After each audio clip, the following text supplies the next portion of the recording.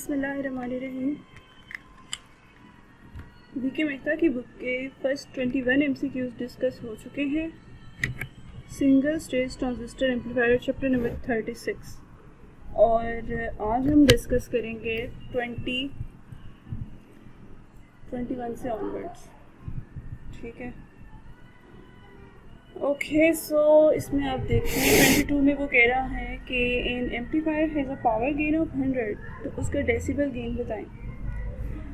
अब इसमें फार्मूला होता है जो आपको स्क्रीन पे शो हो रहा है, that is power gain is equal to 20 log 100। ठीक है, तो log of 100 is 2, so 10 log 100 power gain का जो फार्मूला होता है ना, दैट इज़ 10 log 100। जो हमारे पास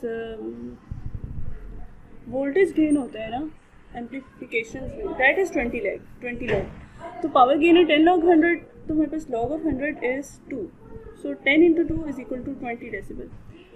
अगर हमारे पास होता 1000 होता पावर गेन, तो वो log ऑफ 1000 3 हो जाता। अगर हमारे पास पावर गेन 10 होता तो log ऑफ 10 हमारे पास 1 हो जाता।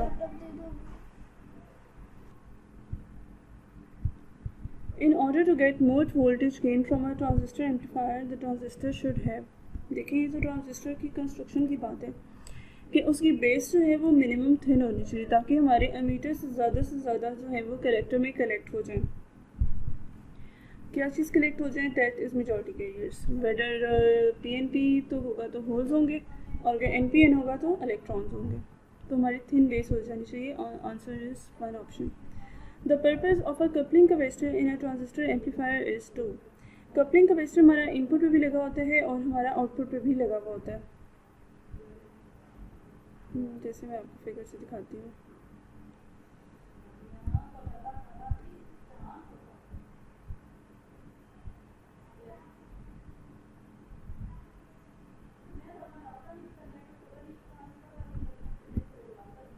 ये देखिए, ये इनपुट कपलिंग कैपेसिटर से सी इन कहते हैं। ये तो बाईपास कैपेसिटर है। इस तरह यहाँ पे भी लगा होता है, उसको हम कहते हैं C out, that is output coupling capacitor. अच्छा, ये भी सी इन है, कहाँ गया?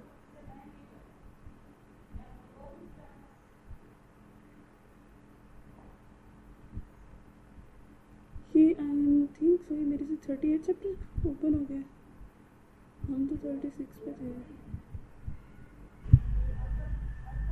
सो हमारे पास जो कपलिंग कैपेसिटर होता है उसका पर्पस क्या होता है ट्रांजिस्टर में, कि वो AC को पास करे और DC को ब्लॉक करे। बिकॉज कैपेसिटर में DC के केस में कैपेसिटर ओपन हो जाता है because XC is equal to 1 divided by 2 pi FC। DC की फ्रिक्वेंसी होती है 0 because it is a straight line, उसमें कोई रेपिटेशन नहीं है। तो हमारा जो XC है वो इनफाइनाइट हो जाएगा बिकॉज फ्रिक्वेंसी 0। तो XC का फ्रिक्वेंसी के साथ इन्वर्स रिलेशन है। ये FSC का MCQs है जो मैंने दोबारा रिपीट किया। सो 24 का ऑप्शन नंबर 3 है। 25 में वो कह रहे हैं the purpose of a emitter capacitor is to, ये जो हमारा एमीटर कैपेसिटर होता है ना, ये बाईपास उसमें इन्वॉल्व होता है, वोल्टेज गेन में, फार्मूले में इन्वॉल्व होता है। तो अगर ये नहीं होगा तो हमारी जो वोल्टेज गेन है वो कम हो जाएगी, क्योंकि AV के जो AV वोल्टेज गेन, A का सिंबल हमेशा उसमें यूज़ होता है, गेन में यूज़ होता है। ये फार्मूला नेक्स्ट टाइम में आपको लिखा हुआ नज़र भी आएगा। सो RE के साथ उसका होता है इन्वर्स रिलेशन। अगर हमारी RE ज़्यादा होगी तो हमारी वोल्टेज गेन क्या है वो कम हो जाएगी। तो avoid the voltage gain drop, ये आप देख सकते हैं वोल्टेज गेन का फार्मूला है। जो RE प्राइम है ना, ये हमारी इंटरनल एमीटर की रेजिस्टेंस होती है। हमारे पास RB प्राइम भी होती है, यानी यहाँ स्मॉल b हो जाए, और एक स्मॉल RC होगा, ये इंटरनल कलेक्टर की रेजिस्टेंस हो जाएगी। होता ये है कि जो RB होती है ना, जो बेस की इंटरनल रेजिस्टेंस वो बहुत कम होती है, इसलिए वो आपको कहीं फार्मूलाज में नज़र नहीं आएगी। और जो हमारी RC होती है स्मॉल, मतलब यहाँ पे E की जगह अगर C हो इंटरनल कलेक्टर की रेजिस्टेंस, तो वो बहुत हाई होती है, इसलिए वो इग्नोरेबल होती है। तो हमारे पास सिर्फ ये RE प्राइम जो है ना, ये हमें फार्मूलाज में नज़र आते हैं। तो ये वोल्टेज गेन के फार्मूले में ये RE यूज़ हो रहा है। ठीक है, ओके। सो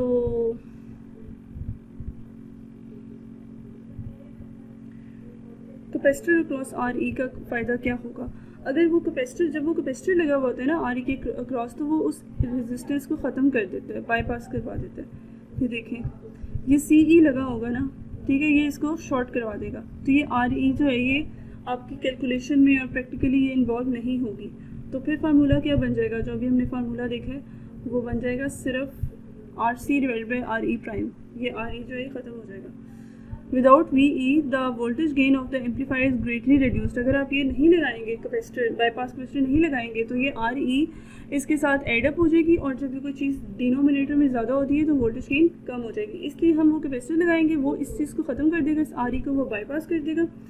और फिर हमारे पास आप देखें डिनोमिनेटर में सिर्फ ये होगा R C divide by R E prime, ये small R E internal emitter resistance. तो फिर हमारी वोल्टेज गेन क्या हो जाएगी? ज़्यादा हो जाएगी। तो this was our MCQs number 25 था। तो मीटर कैपेसिटर का फ़ायदा क्या होता है? रिड्यूस कर दे वो, अवॉइड कर दे वो वोल्टेज गेन के ड्रॉप को। उसमें जो ड्रॉप आ रहा है उसको वो कम करेगा, ठीक करेगा उसको। अच्छा, ratio of output to input impedance of a common emitter amplifier क्या होती है? ये हमारी होती है मॉडरेट।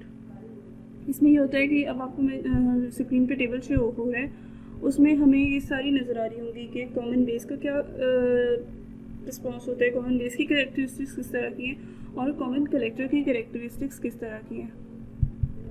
तो हमारे पास जो है कॉमन एमीटर, उसकी इनपुट इम्पीडेंस और आउटपुट इम्पीडेंस दोनों मीडियम है, इसलिए उसकी जो ratio output impedance to input impedance वो मॉडरेट होती है।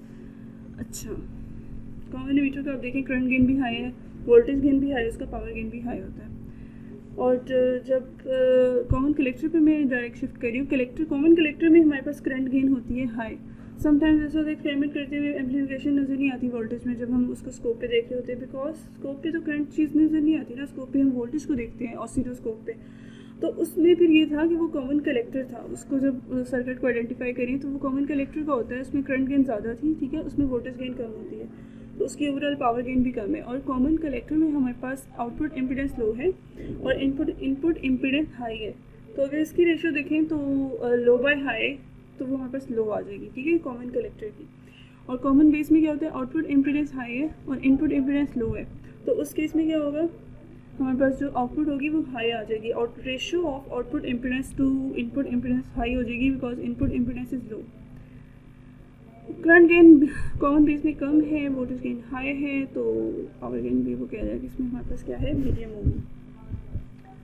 ओके, तो ये हमारी कैरेक्टरिस्टिक्स थी इसकी बीजेटी की। ओके, नेक्स्ट 27 में वो कह रहा है if a transistor amplifier feeds a load of low resistance, ठीक है।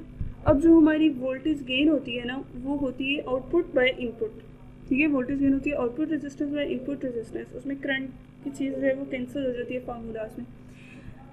तो अगर हमारे पास लोड की रेजिस्टेंस ही लो होगी तो हमारी वोल्टेज गेन क्या हो जाएगी? लो हो जाएगी, क्योंकि उसका लोड की रेजिस्टेंस का डायरेक्ट रिलेशन है और इनपुट की रेजिस्टेंस का तो उसका इनवर्स रिलेशन है। तो लोड की रेजिस्टेंस अगर लो है तो फिर हमारी वोल्टेज गेन भी लो हो जाएगी। 28 में वो कह रहा है if the input capacitor of a transistor amplifier, अगर इनपुट कैपेसिटर शॉर्ट हो गया तो फिर क्या होगा? देखें, कैपेसिटर लगाते हैं एम्पलीफायर के केस में ताकि वो डीसी को ब्लॉक करे और एसी को पास करे, ठीक है। अब वो कैपेसिटर अगर शॉर्ट हो गया तो एसी तो पास हो जाएगा लेकिन डीसी भी पास हो जाएगा। अगर डीसी पास हो जाएगा तो बाइसिंग जो होती है that is related with DC.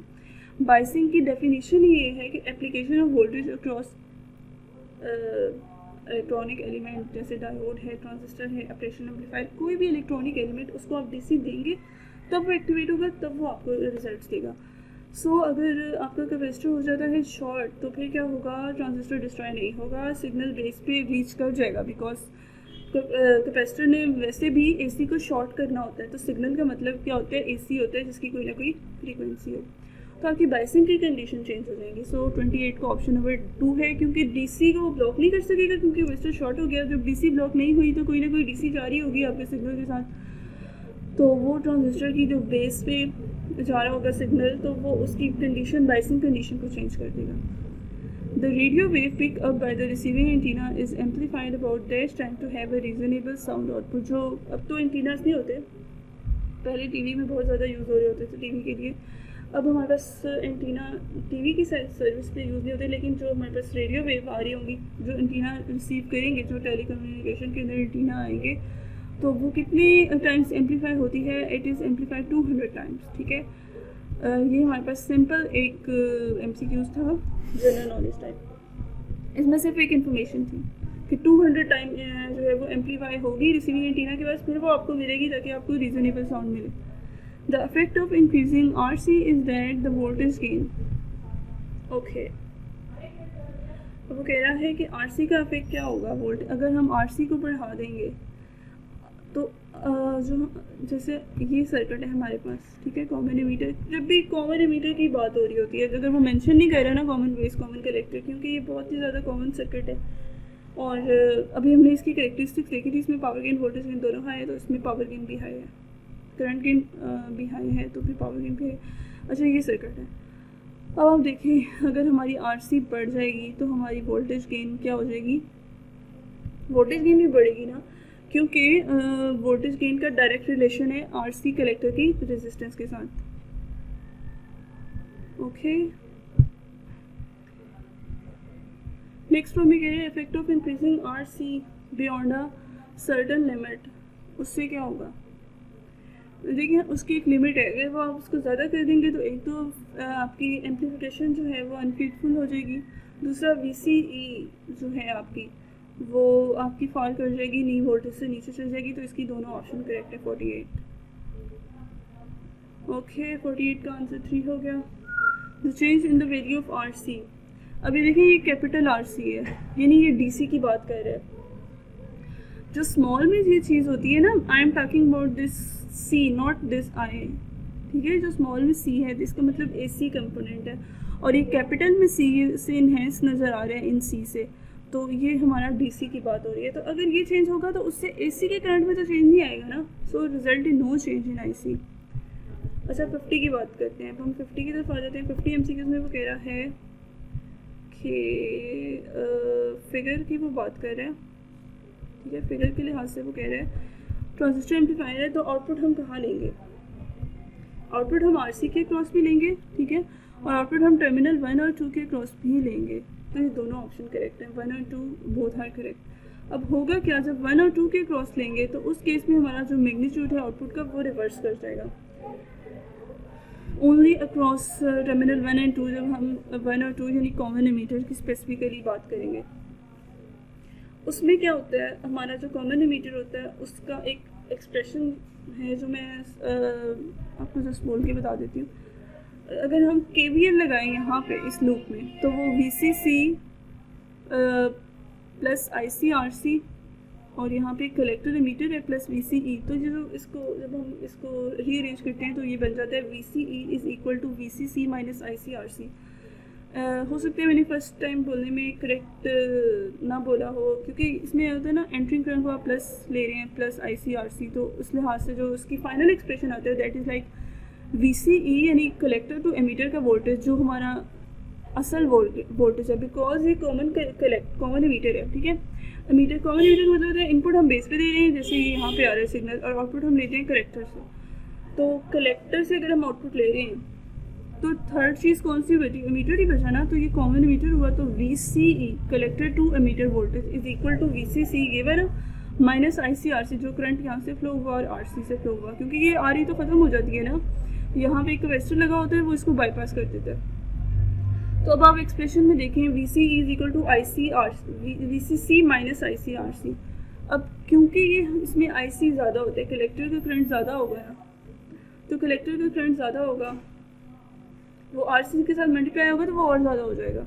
तो VCE माइनस ICRC, तो ये ICRC का टर्म जो है ये VCE से बड़ी हो जाएगी, तो बड़ी जब हो जाएगी तो माइनस का साइन बाहर आ जाएगा। दैट माइनस साइन इंडिकेट्स कि हमारा जो है फेज में रिवर्सल हुआ है।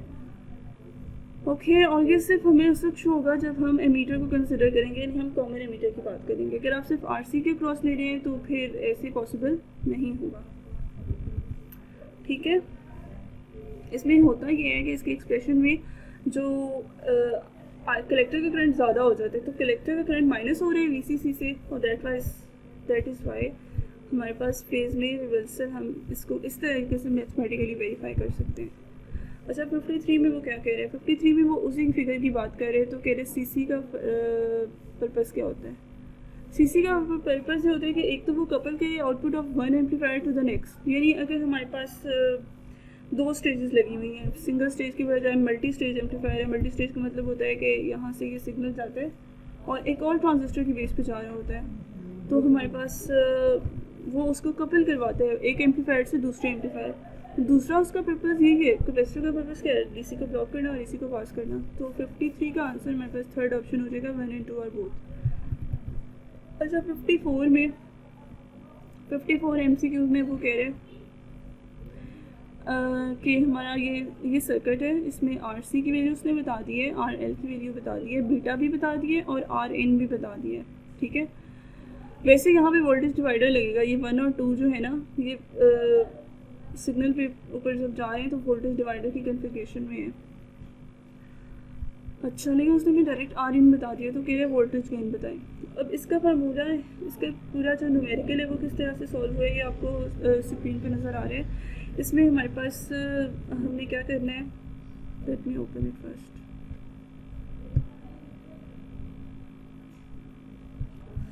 अच्छा, इसको आप देखें, इसमें क्या है कि उसने हमें बताया हुआ 2K हमारी है, ये RC और RL 0.5 है। तो ये दोनों आपस में पैरेलल में है। क्योंकि जब हम वोल्टेज गेन की बात करते हैं, वोल्टेज गेन यानी एम्पलीफिकेशन की, तो एक तो जो चीज़ AC में होती है ना वो स्मॉल में आ जाती है। ये V स्मॉल है, ठीक है, ये हो सकता है देखने में बड़ा लग रहा हो, तो ये V स्मॉल है। तो इसमें हमने क्या करना है कि AC का मतलब है कि कैपेसिटर AC के लिहाज से कैलकुलेशन करनी है। AC में एक कैपेसिटर क्या हो जाएगा, शॉर्ट हो जाएगा। जब ये शॉर्ट हो जाएगा तो ये दोनों आपस में क्या हो जाएंगे, पैरेलल में। एक इनका पॉइंट ये कॉमन है, ठीक है, दूसरा इनका पॉइंट टू पॉइंट कैसे कॉमन है, ये भी रेफरेंस पॉइंट बन जाता है और ये ग्राउंड है। तो ये दोनों जब पैरेलल में आएंगी तो इसको कैलकुलेट करें तो ये हमारे पास ऐसे आएगा 1/2K प्लस 1/0.5K। इन दोनों को पैरेलल कॉम्बिनेशन में सॉल्व किया तो आंसर इज 0.4K। ओके, अब हमारा वोल्टेज गेन का फार्मूला होता है बीटा मल्टीप्लाई बाय ये जो रेजिस्टेंस इसका हमारे पास रेशियो है, आउटपुट बाय इनपुट।